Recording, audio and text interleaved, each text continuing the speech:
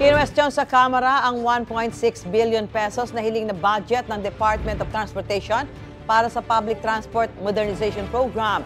Ayon sa isang kongresista, hindi naman daw kasi ramdam ang tagumpay ng programa. May unang balita, si Marg Salazar.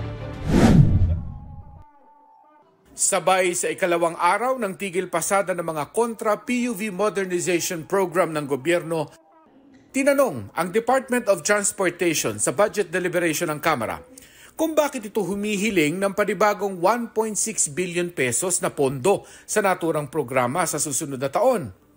Ayon kay Congressman Raul Manuel, hindi ramdam sa kalsada ang sinasabing tagumpay ng PUV modernization kahit sabihing 83% o 117,058 na traditional jeepneys ay modern na. Kasi nga bahagi ng pagpapakonsolidate ay pananakot sa mga driver na hindi sila makakabiyahe.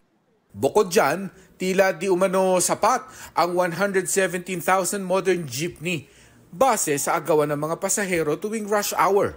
Paano na lang kung mawala ang traditional jeepney?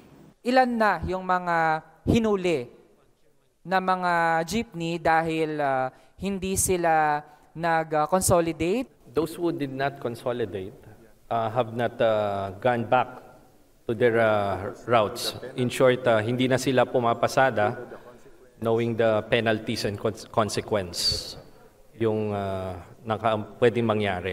Paglilinaw ng DOTR, hindi pa sila nagpapahuli ng hindi moderno at hindi pa consolidated. Hindi rin daw modernization ang dahilan kung bakit kulang ang namamasada sa Metro Manila halimbawa. Hindi pa rin kumbensido ang kinatawan ng Kabataan Party List. Ang representasyon na ito ay hindi confident talaga na suportahan ang pinopropose na budget lalo for the modernization. Kasi nga, Madam Speaker, by its nature, ang mas pinapaboran nito ay mga foreign na mga manufacturers, tapos ginawa lang negosyo yung ating public transport system. Bukod sa budget ng DOTR, saglit din nasalang sa plenaryo ang budget ng Office of the President. Pinuna ni ACT Teacher Representative Franz Castro ang Confidential at Intelligence Fund ng Pangulo ngayong taon na hindi naman daw nagamit ng buo, na sana'y inilaan na lang sa social services. Wala nang ibang tumayo para himayin ang budget ng Pangulo kaya wala pang 30 minuto ay inaprubahan na rin ito sa plenaryo. Ito ang unang balita. Mark Salazar para sa GMA Integrated News.